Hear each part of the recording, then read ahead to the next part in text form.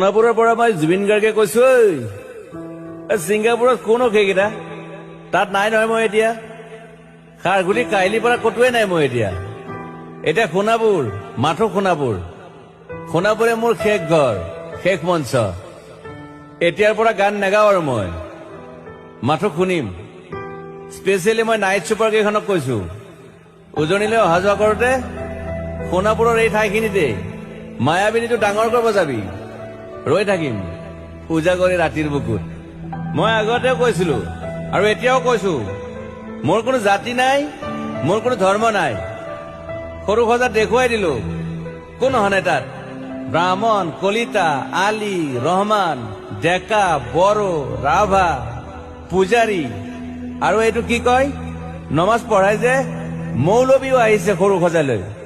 I love people, I love man. সেইবাবে মুখ্যমন্ত্ৰী